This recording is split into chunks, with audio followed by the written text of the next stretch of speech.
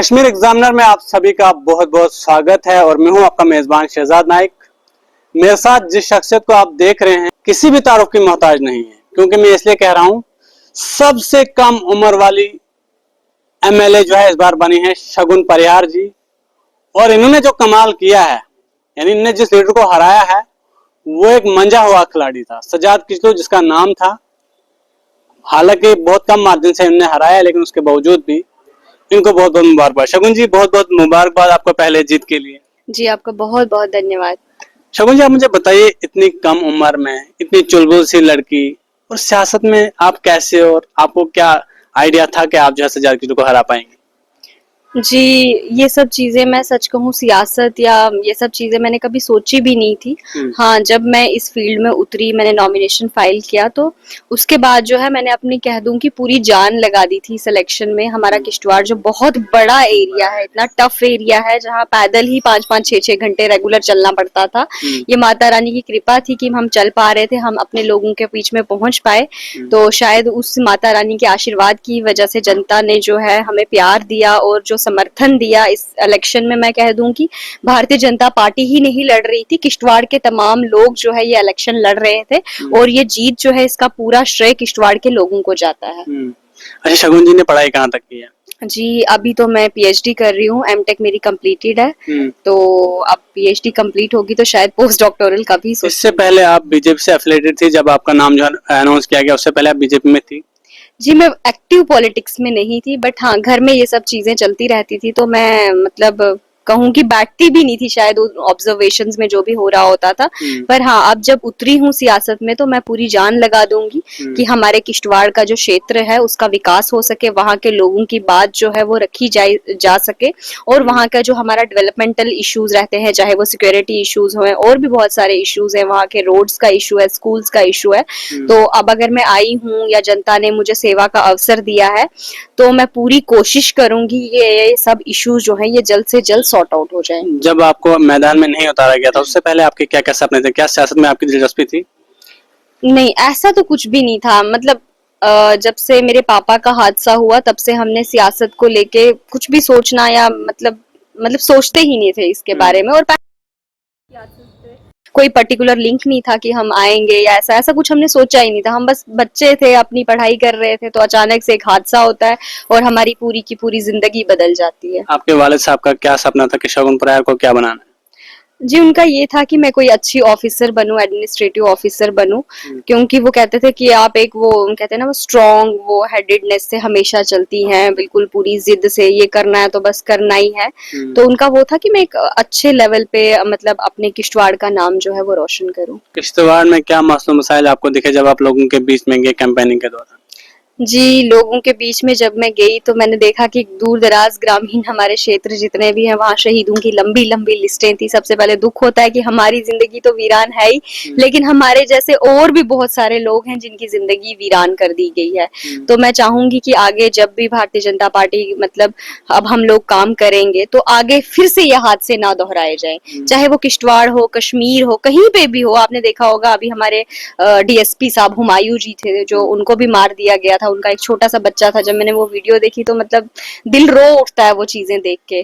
तो एक ऑफिसर को बनने में पूरी उम्र लग जाती है, एक नेता को बनने में पूरी जिंदगी लग जाती है, लेकिन एक मिनट भी नहीं लगता किसी की जिंदगी बर्बाद करने में, किसी का घर उजाड़ने में। तो हमारी कोशिश यही रहेगी कि सबसे पहले हम लोग जो है वो सुरक्षित रहें और उसके बाद हमारा विकास को लेके हमें आगे बढ़ना है। हमारे सड़कें जो हैं उनको लेके हमें जो है पूरे, आपने देखा होगा लोग कहाँ चांद पे पहुंचे हैं, हम अभी भी सड़कें मांग रहे हैं। ये पिछली सरकारों की नाकामयाबी है कि हम लोग आज जो है वो सड़कों की डिमांड कर रहे हैं। लेकिन आप पिछली सरकारों को जो है दोष दे रहे हैं। पिछले 10 साल से यहाँ पर एलजी आपकी हैं, मतलब 2014 के बाद अगर हम बात करें बीजेपी यहाँ सरकार में थी, उसके बाद एलजी राज आया, तो भी तो बीजेपी को आपको थोड़ा बहुत दोष देना चाहिए।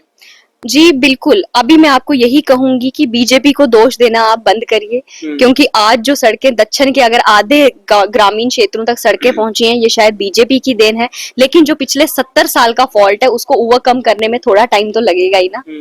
तो वही अब बीजेपी जो है वो उनकी नाकामयाबियों को जो है वो कवर कर रही है, लेकिन वो इतना लंबा टेन्योर जो है उन्होंने लोगों को दुख देने में गुजारा है तो उस चीजों को ओवरकम करने में टाइम लगेगा। शगुन परिहार क्या सोचती हैं, जम्मू कश्मीर यूटी में बेहतर जो है वो काम कर सकते हैं लीडर या फिर स्टेट रूल मिलना चाहिए? जी, मुझे लगता है कि एक लीडर को यूटी और स्टेटहुड की जरूरत नहीं काम करने के लिए। उसकी अपनी कर्तव्य निष्ठा जो है वो तय करेगी कि वो अपनी जनता की आवाज किस तरह से उठाता है। चुनाव वैली में जितने भी प्रोजेक्ट्स हैं उन्हें जो है बाहर के रियासतों को जो है वो लीज पर दिया गया है। वहाँ के नौजवानों ने गर्दा खाया, उनके घरों उनकी जमीनें उजड़ गई, सब कुछ खत्म हो गया, उन लोगों को नौकरियां नहीं मिली। क्या शगुन परिहार कोशिश करेगी उन नौजवानों को वहाँ पर एडजस्ट करने की? जी, ऐसा तो बिल्कुल नहीं है कि किश्तवाड़ के लोगों को प्रोजेक्टों में रोजगार नहीं मिला। हाँ, ये जरूर हो सकता है कि बाहर के युवा भी वहां पे एडजस्ट हैं। अभी परसों ही मैंने एक लिस्ट चेक की थी, उसमें किश्तवाड़ के हमारे ध्रबशाला प्रोजेक्ट में 717 लड़के किश्तवाड़ के काम कर रहे हैं, 118 लड़के जो है वो डोडा के काम कर रहे हैं, और बाकी क्षेत्रों के भी जो बाकी डिस्ट्रिक्ट्स हैं उनके भी 10 बच्चे काम कर रहे हैं, किसी के 5 कर रहे हैं। तो ऐसा नहीं है कि किश्तवाड़ के लोगों को रोजगार नहीं मिला। हाँ, ये कह सकती हूँ कि किश्तवाड़ के सभी लोगों को रोजगार नहीं मिला है अभी तक। हाँ, पर इस चीज को भी भारतीय जनता पार्टी जो है पूरा प्रयास करेगी कि वहां के सब लोगों को किसी ना किसी तरीके से एडजस्ट किया जाए। हाँ, उसको लेके हमें जो है, अगर हम टूरिज्म को बढ़ावा दें, और भी अन्य फील्ड्स हैं जो मोदी जी ने कहा है कि एक मतलब लोन की फैसिलिटी भी सबको प्रोवाइड कर रहे हैं, और भी बहुत सारी फैसिलिटीज हैं, खेलो इंडिया है, और भी बहुत सारी स्कीम्स लॉन्च हुई है नौजवानों के लिए। तो अगर हम हर फील्ड में आगे आएंगे तो हमारा जो है अनएम्प्लॉयमेंट का जो रोना है वो खत्म हो जाएगा। किश्तवाड़ में ओथ लेने के बाद फर्स्ट प्रायोरिटी अगर आपकी होगी कोई काम करना, तो क्या काम करोगे? सबसे पहले तो हमारा सिक्योरिटी इशू, और दूसरा हमारी सड़कें जो है हर गांव तक पहुंचनी चाहिए। सिक्योरिटी का क्या इशू है किश्तवाड़ में? सिक्योरिटी का यही इशू है कि मतलब देखिए ना, अभी हमारा घर एकदम से वीरान कर दिया गया, क्यों किया? ये सिक्योरिटी इश्यूज की वजह से हुआ ना। तो और भी बहुत सारे ऐसे हैं, अभी आपने देखा होगा। लगता है अभी भी वैसे हालात हैं वहाँ? जी, मैं ये नहीं कहूंगी कि आतंकवाद का वो 90 का दशक अभी चल रहा है। आतंकवाद काफी हद तक खत्म हो चुका है, लेकिन अभी भी कुछ लोग जो हैं वो अपनी सियासी कुर्सी को बचाए रखने के लिए हमेशा आतंकवाद को प्रमोट कर रहे हैं। मैं उनसे यही रिक्वेस्ट करूंगी कि वो जनता का काम करें, लोगों की सेवा करें, और नौजवानों को इन गलत चीजों में मुब्तला करवाना छोड़ दें। क्या शगुन परिहार पार्टी के दायरे से बाहर जाकर भी कोई काम करेगी अपने किश्तवाड़ के लिए? जी, भारतीय जनता पार्टी ने हमेशा लोगों के लिए ही काम किया है, जनता के हित के लिए ही काम किया है। मुझे नहीं लगता पार्टी के दायरे से बाहर जाने की कोई जरूरत है, क्योंकि पार्टी का खुद अपना इतना ब्रॉड विजन है। शायद शगुन परिहार का तो उस विजन के मुकाबले शगुन परिहार कहीं जीरो में भी नहीं स्टैंड करती होगी जितना भारतीय जनता पार्टी का विजन है। क्योंकि आप देखिए कि आज हर गांव तक सड़क पहुंचाने की योजना है। आज जनधन योजना के तहत हर इंसान के जो है अकाउंट में धनराशि जो है वो पहुंच रही है। कोई बीच में मीडिएटर नहीं रखा गया है। तो पार्टी का इतना ब्रॉड विजन जो है हर एक स्टेप पे दिख रहा है। तो शगुन परिहार कुछ भी नहीं है। शगुन परिहार उस विजन को जो है वो आगे बढ़ाने का प्रयास करेगी, जनता तक पहुंचाने का प्रयास करेगी। बाकी भारतीय जनता पार्टी एक बहुत विशाल संगठन है, उनकी सोच के मुकाबले में हम कार्यकर्ता कहीं स्टैंड भी नहीं करते। जितना हमसे बन पड़ेगा हम लोगों के लिए जान भी लगा देंगे। शगुन परिहार की क्या फीलिंग थी तब जब आपका नाम जो है वो नॉमिनेट किया गया किश्तवाड़ से जो है शगुन परिहार इलेक्शन कंटेस्ट करेगी?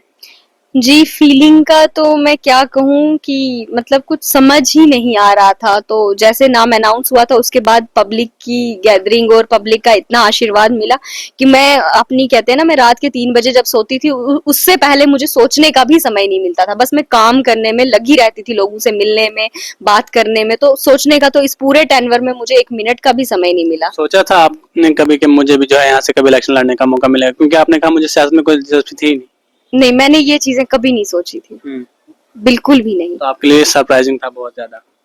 हाँ, मतलब सरप्राइजिंग, या यूं कह दो कि एक बहुत बड़ी रिस्पॉन्सिबिलिटी है जिसमें भगवान ने अगर मुझे उतारा है। तो मतलब मैं चाहूंगी भगवान का आशीर्वाद हो तभी जाके मैं कुछ कर पाऊंगी।